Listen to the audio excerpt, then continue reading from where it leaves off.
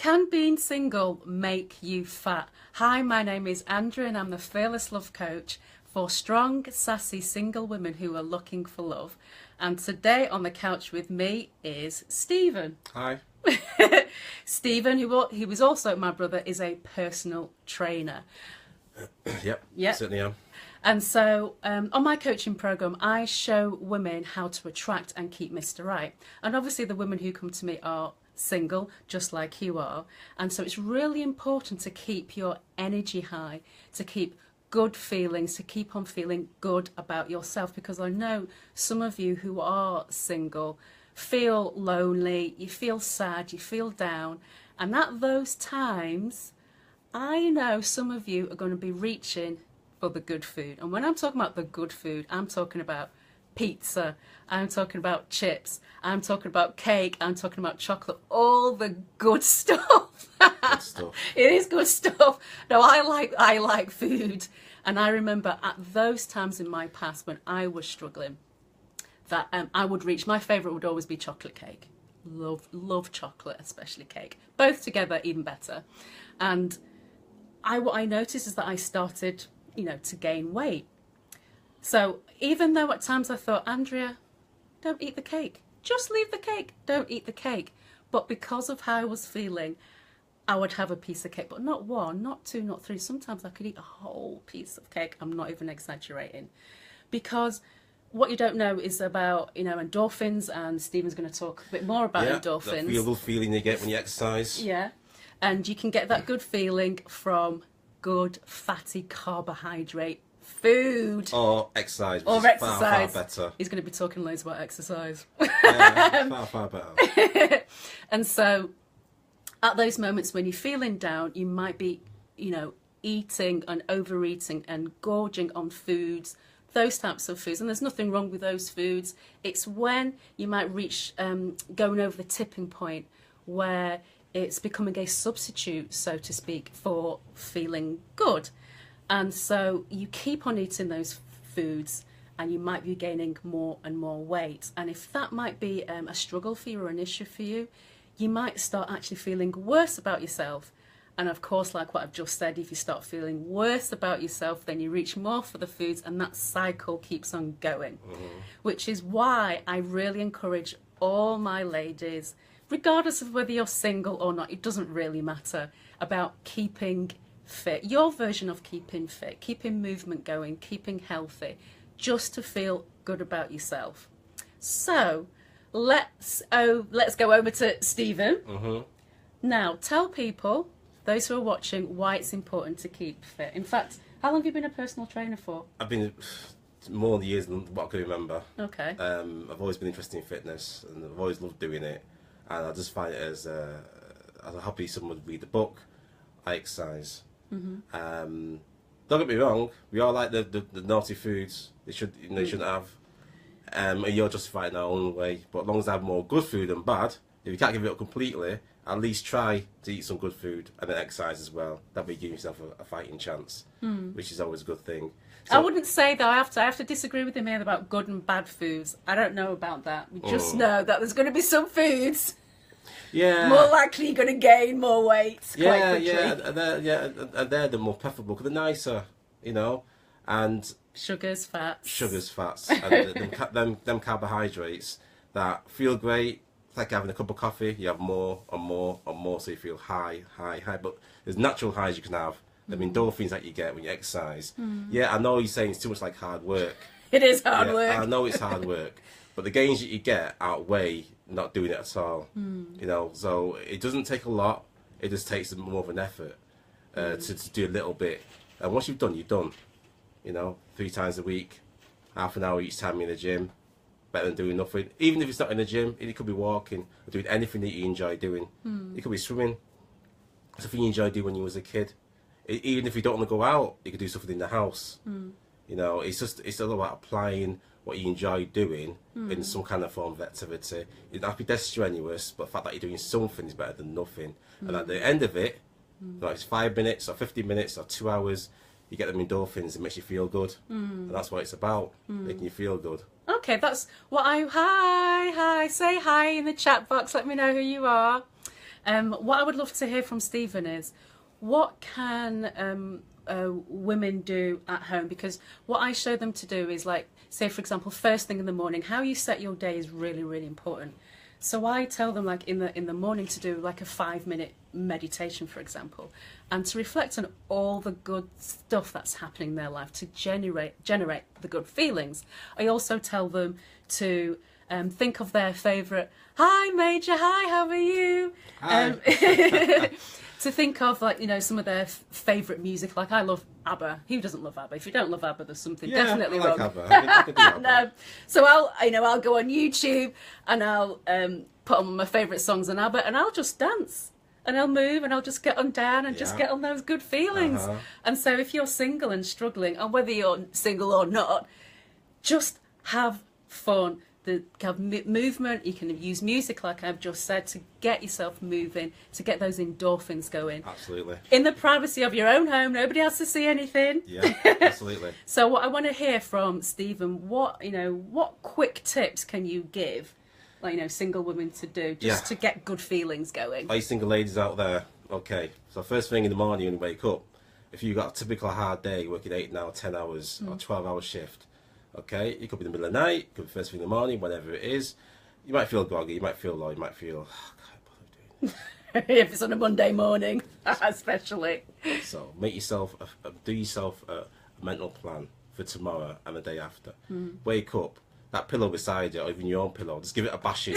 Right? I love this. Get that pillow, yeah? Get that pillow and bash it like that. Just do that. You just have to find an excuse to, like, just do that. Do this to me. Right? 10 Older times. brothers. Right? And you think, why the hell, why am I doing that? It brings your heart rate up. It gets your mind off your work that you're going to be doing in an hour's side, or that long slog to work. Makes you feel a bit better. Gets out your frustrations. It gets out your frustration as well. Absolutely. Yeah? Yeah. Tip number 2, the other thing you can do. Yeah. Right? What you used to do as a kid. Get on your bed and jump up and down like an idiot. Seriously, jump up and Do down you 10 still times. do that? I've done it. I've done it. God. Yeah. Okay, And yeah. if it's a strong bed, you're fine. if you've been the wrong types of food and you're a bit big, it's, you know, it's something that you need to do, you know, to make yourself feel better.